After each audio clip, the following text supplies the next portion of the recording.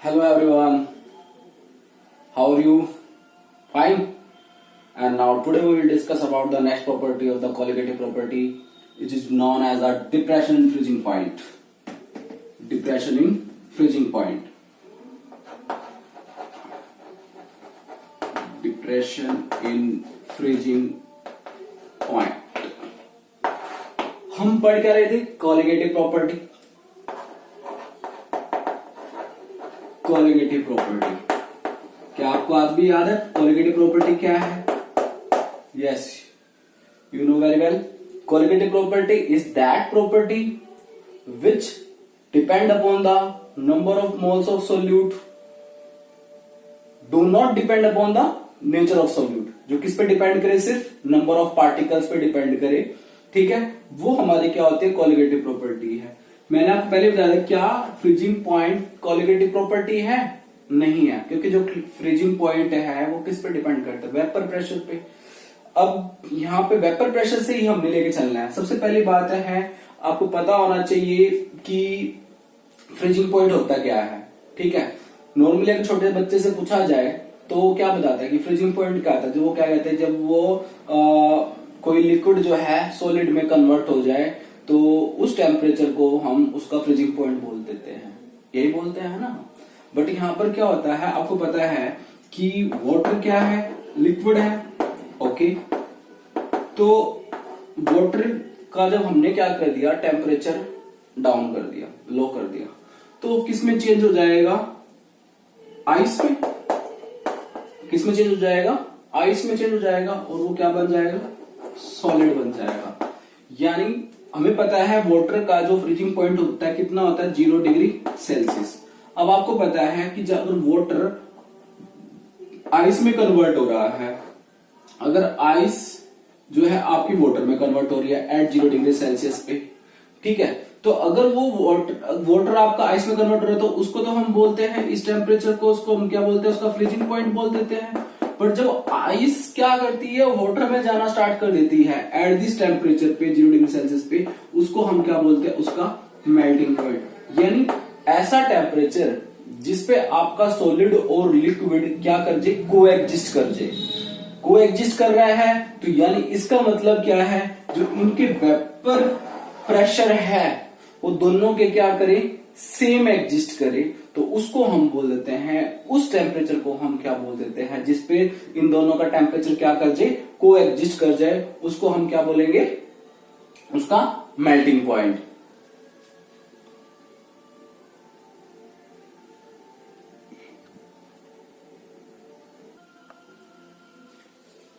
Means क्या हुआ कि it is the temperature at which vapour pressure of a liquid become equal to the vapor pressure of the solid is known as a freezing point. हम अब आपको पता होगा कि जो फ्रीजिंग पॉइंट होता है हर लिक्विड का क्या होता है? फिक्स होता है. क्या होता है? फिक्स होता है. जैसे मैं कहूं वाटर का फ्रीजिंग पॉइंट कितना होता है? 0 डिग्री सेल्सियस. ठीक है, अगर हम केल्विन बात करें तो 273 केल्विन. तो हर लिक्विड का क्या होता है? जो फ्रीजिंग पॉइंट होता है वो क्या होता है? फिक्स होता है. अब बात आती है डिप्रेशन की. तो डिप्रेशन का मतलब क्या है? जब फ्रीजिंग पॉइंट को हम यदि और क्या कर दे? लो कर दे. और वो लो कैसे कर सकते हैं? जब हम उसके अंदर क्या ऐड करेंगे? नॉन वोलेटाइल सोल्यूट ऐड करेंगे.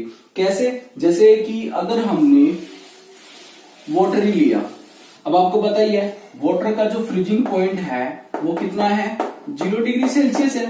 जब आप इसके अंदर NaCl ऐड करते हो, किसके अंदर? वाटर के अंदर ऐड करते हो, तो NaCl क्या करेगा? उसके वेपर प्रेशर को क्या करेगा? धीरे धीरे और डिक्रीज कर देगा. वो डिपेंड करेगा कि आप उसके अंदर कितना NaCl डाल रहे हो. जब आप उसका NaCl डालोगे तो 0 डिग्री सेल्सियस से उसका जो टेम्परेचर है वो ऊपर जाएगा या डाउन जाएगा? वो जाएगा डाउन. जैसे कि -10 चला जाए, वो डिपेंड करता है आप कितना अमाउंट डाल रहे हो. -20, -30, मतलब डिपेंड करेगा. क्लियर? समझ. और इसकी भी एक रेंज होती है, फिक्स होता है कि भाई इतना ही, इतना ही डिसोल्व हो जाए. उसके बाद तो उसका कोई फायदा नहीं है, सैचुरेटेड सॉल्यूशन बन जाएगा तो उसका तो फ्रीजिंग पॉइंट अलग आएगा. समझ में आ गया? कि यानी हर लिक्विड का क्या होता है, फ्रीजिंग पॉइंट क्या होता है, फिक्स होता है। जब उसके अंदर आप NaCl non volatile solute add करोगे तो उसके जो फ्रीजिंग पॉइंट को क्या कर देगा, डिक्रीज कर देगा। अब वो उसका जो फ्रीजिंग पॉइंट को डिक्रीज करेगा, ठीक है, तो इसी का जो डिफरेंस आता है इसी को हम क्या बोलते हैं, डिप्रेशन इन फ्रीजिंग पॉइंट। इसी को हम बोलते हैं डिप्रेशन। यानी पहले 0 डिग्री सेल्सियस था, नॉन वोलेटाइल सॉल्यूट ऐड कर दिया तो उसका फ्रीजिंग पॉइंट और लो हो गया सॉल्यूशन का, तो कितना चेंज आया, तो यानी डेल्टा TF। तो इसको हम बोलते हैं डिप्रेशन इन फ्रीजिंग पॉइंट। तो हमें आपको पता होगा प्योर का उस टाइम कितना था, सपोज करो प्योर का था आपका, प्योर का तो हम किससे लेते हैं, T0F से लेते हैं। कितना, 0 डिग्री सेल्सियस। अगर आप केल्विन में बात करोगे तो 273 केल्विन, 273 केल्विन, ठीक है। तो सॉल्यूशन का, तो सॉल्यूशन जब आपने उसके अंदर नॉन वोलेटाइल सॉल्यूट ऐड कर दिया तो उसका फ्रीजिंग पॉइंट अब कितना हो गया, मान लो चलो वो कितना चला गया, और लो चला गया, तो कितना चला गया, मान के चलो 183 केल्विन चला गया, ठीक है। माइनस में चला जाएगा तो वो तो आपको पता ही है, ठीक है। तो कितना चेंज आया, तो कितना चेंज आया। तो अब किसका सॉल्यूशन, किसका फ्रीजिंग पॉइंट सबसे ज्यादा है, फिलहाल तो यहाँ पर तो 0 डिग्री सेल्सियस का T0F का प्योर का फ्रीजिंग पॉइंट ज्यादा है यहाँ पर, और सॉल्यूशन का फ्रीजिंग पॉइंट क्या हो गया है, कम हो गया। तो आपका डेल्टा TF कैसे निकालोगे आप, जो डेल्टा TF आप कैसे निकालोगे, T0F माइनस TF, इस तरह से निकालोगे। बट अगर आपने बॉइलिंग पॉइंट पढ़ा था तो बॉइलिंग पॉइंट में ये सिस्टम क्या था, रिवर्स था। रिवर्स कैसे था, उसमें हमारा बॉइलिंग पॉइंट ऑफ सॉल्यूशन ज्यादा होता था, TB माइनस T0 भी करते थे। कंफ्यूज नहीं होना, तो आप अपने कंसेप्ट के अकॉर्डिंग इसको क्या कर सकते हो, मैनेज कर सकते हो। क्लियर, कि ये डेल्टा TB होता है जिसको हम बोलते हैं एलिवेशन बॉइलिंग पॉइंट, और डेल्टा TF क्या होता है, T0F माइनस TF, ये हमारा ये होता है। क्लियर हो गया। अब थोड़ा सा इसको अगर हम बात करें ग्राफिकली, ग्राफ भी आना चाहिए पेपर के अंदर, अगर आपको आता है तो। आपको पता है ये क्या है, यहां पे तो है आपका है टेम्परेचर, और इधर क्या है आपका, ये वेपर प्रेशर है। अब एक बात सोच के बताओ मुझे, सॉल्वेंट के वेपर प्रेशर ज्यादा है या सॉल्यूशन के, तो सॉल्वेंट की ऑब्वियस सी बात है, ये है। और एक चीज और बताओ कि फ्रीजिंग पॉइंट सबसे पहले किसका आया, सॉल्यूशन का आएगा या सॉल्वेंट का, सॉल्वेंट का लेट आएगा। यानी हमने देखा कि जब टेम्परेचर को हम क्या कर रहे थे, वाटर का धीरे धीरे, क्योंकि वाटर को अगर हमें आइस में कन्वर्ट करना है तो धीरे धीरे हमें टेम्परेचर को क्या करना पड़ेगा, डिक्रीज करना पड़ेगा। और जैसे ही वो डिक्रीज करते रहे करते करते यहाँ पर इस स्टेज पे आके, इस स्टेज पे आके उसका जो अब ये सॉलिडिफाई हो गया। यानी ये जो मेरा ये लाइन है ये किसको रिप्रेजेंट कर रही है, सॉलिड को, ठीक है। और ये किसका है, मेरे प्योर सॉल्वेंट की, और सॉल्वेंट कैसा है आपका, वोलेटाइल है, ठीक है। अब सॉल्वेंट के अंदर आपने क्या ऐड कर दिया, नॉन वोलेटाइल सॉल्यूट ऐड कर दिया, तो उसके वेपर प्रेशर इसके कंपैरिजन क्या आएंगे, डाउन आएंगे। और जैसे ही उसमें आपने डाल ले तो उसका फ्रीजिंग पॉइंट क्या आएगा, जल्दी आ गया। तो यानी ये देखो, ये जो ये टेम्परेचर है ये इस सॉल्यूशन का क्या है, फ्रीजिंग पॉइंट है, और ये जो टेम्परेचर है ये इस सॉल्वेंट का क्या है, फ्रीजिंग पॉइंट है, ठीक है। तो ये ऊपर वाला है उसको तो हमने क्या लिख दिया, T0F, और जो नीचे वाला है उसको क्या लिख दिया हमने, TF। और जब भी आप डेल्टा TF निकालोगे तो डेल्टा TF कैसे निकाल लोगे, बताया मैंने, T0F माइनस TF। ये बात समझ में आई। अब कई बच्चों को ये समझ में नहीं आ रहा होगा कि सर सॉल्वेंट का जो फ्रीजिंग पॉइंट कम कैसे है, चलो बताते हैं। ये क्लियर हो गया ग्राफ। देखो फ्रीजिंग पॉइंट का मतलब क्या है कि जो उसके मॉलिक्यूल हैं, अब सॉलिड है, अब देखो फ्रीज का मतलब है सॉलिड, यानी थोड़ा सा हार्डनेस आना, और हार्डनेस का मतलब क्या है कि उसके मॉलिक्यूल क्या आना, क्लोज आना। अब आप मुझे बताओ वोलेटाइल सॉल्वेंट में जो मॉलिक्यूल होते हैं क्लोज होते हैं या थोड़े से सेपरेट आउट होते हैं, रैंडमली होते हैं, दूर होते हैं, तो उनको क्या क्या करता है, काफी टाइम लगता है फ्रीजिंग पॉइंट में आना, धीरे धीरे आप उनको बहुत टाइम लगता है। तो इस वजह से उनका जो फ्रीजिंग पॉइंट आता है वो थोड़ा सा क्या आता है, लेट आता है। समझ रहे मेरी बात, कि भाई जैसे क्लियर हो गया होगा। जैसे ही अब क्योंकि उनके बीच में intermolecular force of attraction weak होता है, जैसे ही आप क्या करते हो उसके अंदर नॉन वोलेटाइल सॉल्यूट ऐड कर दिया उस सॉल्वेंट के अंदर, तो अब उनके बीच की जो इंटरेक्शन होती है वो क्या होती है, स्ट्रॉन्ग हो जाती है, तो जल्दी से जल्दी वो किस में कन्वर्ट हो जाएगा, सॉलिड में कन्वर्ट हो जाएगा। तो यही रीजन है कि जो सोलवेंट होता है उसको फ्रीजिंग पॉइंट आने में क्या लगता है, थोड़ा टाइम लगता है, बट जो सॉल्यूशन होता है आपने देखा था यहाँ पे कि यहाँ पे सपोज करो ये टेम्परेचर आपका 3 डिग्री सेल्सियस है, -3 डिग्री सेल्सियस है, और ये आपका कितना है 0 डिग्री सेल्सियस है। तो सोलवेंट को तो जो वाटर है उसको तो यहाँ पे आने में इतना लगता है, थोड़ा जल्दी मतलब ये हो जाएगा और ये जल्दी और आ जाएगा सोल्यूशन का। तो इस तरह से आपको ये पता चल गया होगा। मतलब सिंपल सी बात तो यही है कि जो सोलवेंट है उसका फ्रीजिंग पॉइंट क्या है, ज्यादा है, सॉल्यूशन का फ्रीजिंग पॉइंट क्या है, कम है, यानी वो जल्दी क्या होएगा, फ्रीज होएगा, क्योंकि उसके पास जो इंटरमोलिकुलर फोर्स ऑफ अट्रैक्शन क्या है, ज्यादा स्ट्रॉन्ग हो जाते हैं। ये बात क्लियर होगी। अब हम देखते हैं कैसे क्या है कि जो डेल्टा टीएफ है, ठीक है, वो किस पे डिपेंड कर रहा है, यानी जो डिप्रेशन फ्रीजिंग पॉइंट है किस पे डिपेंड करेगा, वो आपके number of moles of solute पे। जैसे मैंने आपको बताया था जितना आप उसके अंदर volatile solute add, non volatile solute add करोगे उतना ही क्या आएगा, चेंज आएगा डिप्रेशन फ्रीजिंग पॉइंट में, यानी ये इस डायरेक्टली प्रोपोर्शनल हुआ। अब वही जो हमने कल किया था डेल्टा टीएफ किसके, यहां पर आप कांस्टेंट लगाओ के, और एक्स बी, ये आपका एक्स बी हो गया। तो डेल्टा टीएफ स्मॉल के और एक्स बी क्या होता है आपका एन बी बाय में एन ए प्लस में एन बी। फिर वही अगर for a very very dilute solution के लिए हम एन बी को क्या कर देंगे, नेग्लेक्ट कर देंगे, क्योंकि उसका अमाउंट हम कैलकुलेट नहीं कर सकते, नेग्लिजिबल ही है एक तरह से, ठीक है। तो डेल्टा टी एफ किसके इक्वल आ जाएगा आपका के इंटू में एन बी बाय में एन ए, और एन बी क्या होता है, अब आपको एन बी पता होना चाहिए, एन बी क्या होता है डब्ल्यू बी बाय में एम बी, और एन ए क्या हो जाएगा डब्ल्यू ए बाय में एम ए। तो यहाँ पे एम ए बाय में डब्ल्यू ए, इतना समझ में आ गया। तो delta T F is equal to K, इसको थोड़ा सा आप मैनिपुलेट कर लो, के इंटू में एन ए और इक्वल टू में इंटू में डब्ल्यू बी बाय में एम बी इंटू में 1 बाय में डब्ल्यू ए, और दिस इज द मोलैलिटी। ये क्या आपकी मोलैलिटी है, जिसको हम किससे रिप्रेजेंट करते हैं, स्मॉल एम से, ठीक है। तो delta T F is equal to K into में एम ए इंटू में स्मॉल एम, और ये पूरा का पूरा आपके दोनों क्या है, कांस्टेंट है, जिसको हम किससे रिप्रेजेंट कर देंगे, K F into M equal to में डेल्टा टी एफ। ये आपका आ गया डिप्रेशन फ्रीजिंग पॉइंट का डेरिवेशन। अब इसका यूज क्या है, ठीक है, इससे आप क्या निकाल सकते हो, एमबी निकाल सकते हो, मोलिकुलर मास ऑफ सॉल्यूट निकाल सकते हो। वो कैसे, जैसे मैंने बताया था आपको delta T F is equal to K F into में डब्ल्यू बी बाय में एम बी इंटू में 1000 बाय में डब्ल्यू ए, ठीक है। कई बच्चे सोचते हो सर ने पहले 1000 लिखा नहीं होगा, बाद में 1000 लिख दिया। नहीं बेटा, जो डब्ल्यू ए था अगर वो हम वहां पे पर केजी ले लेते हैं तो फिर हम लिखने की जरूरत नहीं है। अगर ग्राम में होगा तो फिर हम उसको कन्वर्ट करेंगे। यहाँ पे जो डब्ल्यू ए किस में आपका ग्राम में है, और जो पिछली बार मैंने डब्ल्यू ए लिखा था वो किस में लिखा था, पर केजी सोलवेंट में लिखा था। तो ये डिफरेंस है, ठीक है, ये क्लियर हो गया। तो अगर आपको यहाँ से क्या निकालना है, एमबी निकालना है, ठीक है, एमबी निकालना है, तो यहाँ पे क्या आ जाएगा आपका एमबी, और यहाँ पर क्या आ जाएगा आपका डेल्टा टी एफ। तो इससे ये चीज आप फाइंड आउट कर सकते हो।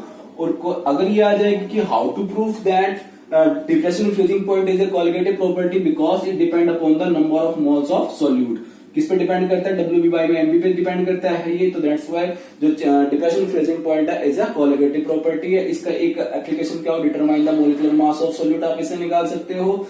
क्लियर हो गया, समझ में आया। अब इसमें अगर हम बात करें इसकी एप्लीकेशन की, ये एक एंटी फ्रीज सॉल्यूशन भी बनाते हैं। अगर हम इसकी थोड़ी सी एप्लीकेशन करें, पेपर में आगे जाता है क्वेश्चन एंटी फ्रीज सॉल्यूशन। अब ये एंटी फ्रीज सॉल्यूशन होते क्या है, एंटी फ्रीज सॉल्यूशन क्या होते हैं, जिनका फ्रीजिंग पॉइंट बहुत लेट आए उनको हम बोलते हैं एक तरह से एंटी फ्रीज सॉल्यूशन है। सपोज करो अगर हम एक ऐसे हिल स्टेशन पे गए, अगर हम थोड़ा हिल स्टेशन जाते हैं एट ए हायर एल्टीट्यूड पे, तो वहां पर जो टेम्परेचर हो जाता है वो क्या हो जाता है, डिक्रीज हो जाता है। टेम्परेचर क्या हो जाता है, डिक्रीज हो जाता है। तो अगर हम वहां पे कोई भी जैसे व्हीकल लेके जाते हैं तो उसमें हम रेडिएटर में हम वाटर यूज करते हैं, जैसे हम यहाँ पे तो देखा होगा कि वाटर यूज करते हैं। बट अगर आप वहां पे वाटर यूज करोगे और वहां पे जो एरिया का जो टेम्परेचर हुआ, सपोज करो वहां पे -5 डिग्री सेल्सियस हुआ, तो रेडिएटर के अंदर वाटर है वो तो क्या कर जाएगा, फ्रीज कर जाएगा, समझ रहे हो। तो फिर वहां पे हमें क्या यूज करना पड़ता है, एंटी फ्रीज सोल्यूशन यूज करना पड़ता है। वहां पर हम क्या यूज करते हैं, ethyl alcohol in water, ethyl alcohol in water. तो ethyl alcohol in water act as a क्या करता है, एंटी फ्रीज सोल्यूशन का काम करता है। तो ये जो हायर एल्टीट्यूड वगैरह होते हैं तो वहां पर हम इस तरह का वहां पे क्या करते हैं, एंटी फ्रीज सोल्यूशन यूज कर, ताकि जो रेडिएटर के अंदर जो वाटर है वो फ्रीज ना करे। क्लियर हुआ क्वेश्चन, ठीक है। इसके बाद है मेरा, ठीक, और ये जो इथाइल अल्कोहल जो, हाँ, ये freezing, the solution has a freezing point lower than 0। इसका जो फ्रीजिंग पॉइंट होता है वो 0 से कम होता है, और वो डिपेंड करता है कि भाई आप इसकी कितनी कंसंट्रेशन यूज कर रहे हो इथाइल अल्कोहल की इन वाटर में, तो उसके अकॉर्डिंग आप एंटी फ्रीज सॉल्यूशन बना सकते हो। नेक्स्ट है इसकी एप्लीकेशन, और सेकंड है क्या है, clearing of ice. Clearing of ice कहां से, from roads at a hill station, from a road at a hill station. आपको समझ में आ गया होगा कि जैसे ही क्या होता है, जैसे एट ए हायर एल्टीट्यूड की बात करते हैं तो वहां पे जो रोड्स वगैरह होते हैं, तो आपने देखा होगा कि वहां पे आइस फिक्स रहती है, मतलब जमी रहती है, ठीक है, सड़कों वगैरह पे। तो फिर हम क्या करते हैं, वहां पर एंटी फ्रीज सोल्यूशन का क्या करते हैं, स्प्रे करते हैं। किसका करते हैं, एंटी फ्रीज सोल्यूशन का स्प्रे करते हैं। तो वो क्या करता है, जो आइस होती है उसको मेल्ट कर देता है। क्यों, क्योंकि उन एंटी फ्रीज सोल्यूशन का जो मेल्टिंग और फ्रीजिंग पॉइंट होता है वो बहुत ही क्या होता है, कम होता है। तो इस वजह से हम वहां पे NaCl या फिर कैल्शियम क्लोराइड इस तरह का जो सोल्यूशन बनाते हैं, और उसको क्या करते हैं, उन रोड पे क्या करते हैं, हम स्प्रे कर देते हैं, जिसकी वजह से वो वहां पे जो रोड पे जो आइस है वो बिल्कुल क्लियर हो जाती है। ये बात आपको समझ में आ गई है। तो डिप्रेशन फ्रीजिंग पॉइंट समझ में आया क्या हुआ, एक तरह से हमने फ्रीजिंग पॉइंट को लो कर देना है। लो कब करेंगे, जब उसके अंदर नॉन वोलेटाइल सॉल्यूट ऐड करोगे। क्लियर। उसके बाद आपको फॉर्मूला पता होना चाहिए, delta TF is equal to KF into M. हाँ, मैं चीज बोलता ना, भूल गया, डेल्टा TF इक्वल टू क्या होता है, KF इंटू एम, है ना। और KF को वहां पे आपको याद हो तो हमने क्या बताया था, उसमें तो बताया था मोलर एलिवेशन कांस्टेंट। क्या बताया था, मोलर एलिवेशन कांस्टेंट। और इसको यहाँ पे हम क्या बोलते हैं, molar depression constant. Molar depression constant. और एक वर्ड और है इसका, क्रायोस्कोपिक। Cryoscopic constant. जो क्रायोस्कोपिक कांस्टेंट है, और उसमें अगर आपको याद हो एलिवेशन बॉइलिंग पॉइंट है, मैंने बताया था यूब्लोस्कोपिक कांस्टेंट है। जो क्रायो वर्ड है यहाँ पर वो मतलब एक तरह से आप लगा सकते, कोल्ड से रिलेटेड है, जहां पे at a low temperature, cryo preservation सुना होगा, जहां पे हम एट ए लो टेम्परेचर पे किसी को प्रिजर्व करते हैं उसको बोलते हैं क्रायो प्रिजर्वेशन। तो ये मोलर डिप्रेशन कांस्टेंट है। अगर इसकी डेफिनेशन आ जाती है तो हम क्या बताएंगे कि molar depression constant become equal to the क्या है ये, depression freezing point when 1 mole of the solute dissolve in a 1 kg of solvent. या फिर आप सिंपल सी बात में क्या कह सकते हो कि यदि हम इसकी मोलैलिटी कितनी ले ले, यूनिटी ले ले, तो हमारा जो डेल्टा टी, जो हमारा KF है वो डेल्टा TF के इक्विवेलेंट आ जाएगा। क्लियर है। और नॉर्मली हम इसको हम फाइंड आउट भी कर सकते हैं, कैसे, और KF जो होता है हर उसका क्या होगा, सोल्यूशन का क्या होगा, डिफरेंट होगा। ठीक है, ये बात आपको बताया हम चीज। जैसे KF इसमें आप कैलकुलेट कर सकते हो, कैसे, R वही TB², वही जो आपका TF हो जाएगा यहाँ पे, ठीक है, इनटू में आपका यहाँ पे क्या 1000, और यहाँ पे क्या लेटेंट हीट ऑफ फ्यूजन हो जाएगा। ठीक है, ये क्या है, लेटेंट हीट ऑफ फ्यूजन। वहां पे क्या था, लेटेंट हीट ऑफ वेपराइजेशन था, LV था। ठीक है, और यहाँ पे LF कैसे निकालोगे आप, latent heat of fusion, change, इसको बोलेंगे आप एंथैल्पी ऑफ फ्यूजन। क्या बोलेंगे आप, enthalpy of fusion divide by molecular mass of solvent. इसकी वैल्यू को आप क्या करो, यहाँ पे पुट करो। यहाँ पुट करने का मतलब क्या है, MA ऊपर और डेल्टा HF नीचे। ठीक है, तो यहां से भी आप क्या कर सकते हो, किसी भी सॉल्वेंट का क्या कर सकते हो, KF फाइंड आउट कर सकते हो। R क्या है, गैस कांस्टेंट है, डेल्टा T, यहाँ पर क्या है आपका TF है, TF क्या हो जाएगा उसका सॉल्यूशन का, delta T F, sorry this is delta T F है, ठीक है। और बाकी तो सेम है। हाँ, अब बात करें अगर हम इसकी कुछ न्यूमेरिकल्स की, न्यूमेरिकल्स का अगर आपको समझ में आया और पिछली वीडियो देखी होगी तो आपको समझ में, तो ये भी आपको इजी से लगेंगे। अगर नहीं देखा किसी बच्चे ने तो पिछली पहले वो वीडियो जाके देख ले, ठीक है, तभी आपको समझ में आ जाएगा।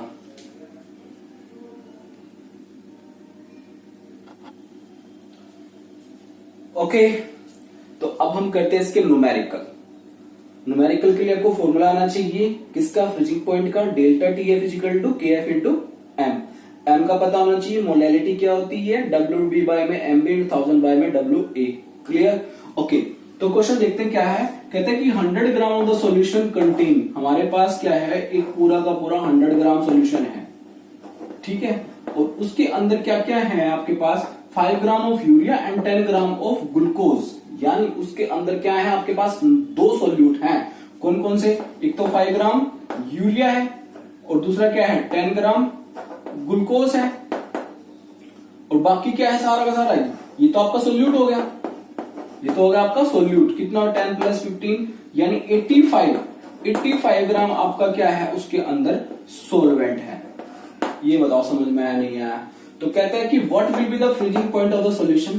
कह रहे हैं कि जब आपने 100 ग्राम ऑफ सॉल्यूशन जो बनाया है उसका फ्रीजिंग पॉइंट बताना है, कब, जब उसके अंदर आपका 5 gram glucose, sorry 5 gram urea and 10 gram glucose डाल दे तो उसका फ्रीजिंग पॉइंट कितना आएगा। और आपको केएफ फॉर वाटर दे रखा है 1.86 केल्विन किलोग्राम पर मोल, ये इसके यूनिट है जैसे मैंने कल बताया था, उसमें निकालना।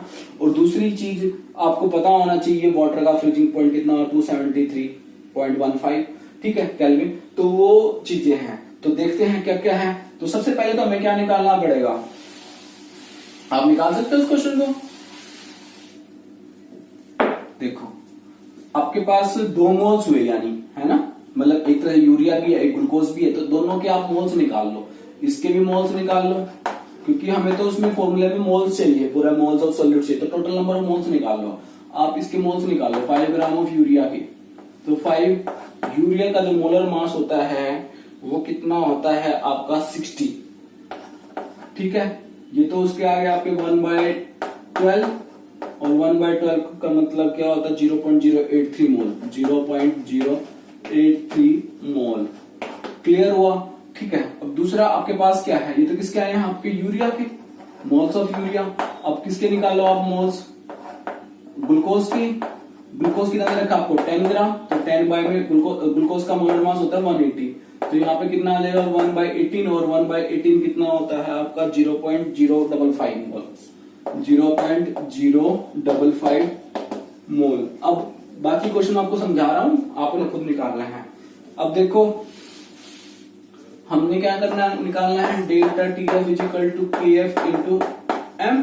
के एफ कितना था 1.86 था, मोलैलिटी निकालनी है, तो मोलैलिटी के लिए आपको क्या होना चाहिए, टोटल मोल्स पता होना चाहिए। तो टोटल मोल्स जो आते हैं आपके, ये आते हैं 0.138 मोल, 0.138 मोल।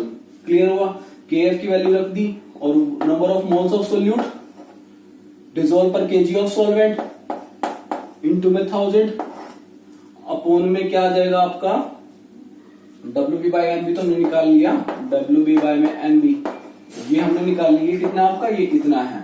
अब हमने सॉल्वेंट कितना आपके पास 85, तो यहां से आपका क्या आ जाएगा, बताओ क्या आ जाएगा, डेल्टा टीएफ आ जाएगा।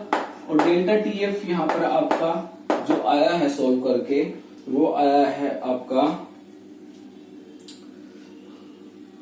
3.01, ठीक है, 3.01 केल्विन आ गया। ये आपका पूरा क्या आया है, डिप्रेशन फ्रीजिंग पॉइंट आया है, कितना है, तो डिफरेंस आया है। बट हमने क्या निकालना है, फ्रीजिंग पॉइंट ऑफ सॉल्यूशन, वो तो 0 से भी कम आएगा। देखते हैं क्या है, डेल्टा टीएफ क्या होता है, T0F minus TF equal to 3.01 kelvin. Water का फ्रीजिंग पॉइंट कितना आपका 273 केल्विन, और ये हमें चाहिए, तो इसमें से आप क्या करोगे, माइनस 3.01 इक्वल टू TF, तो कितना आ जाएगा ये आपका 273 में से 3.01 आप माइनस करोगे तो तो आपका जो आएगा 269.69 केल्विन। अगर सेल्सियस में निकालोगे तो 0 डिग्री सेल्सियस से भी कम आएगा। आपको समझ में आया? क्वेश्चन ही नहीं है, ठीक है। तो नेक्स्ट क्वेश्चन देखते हैं इसके बाद।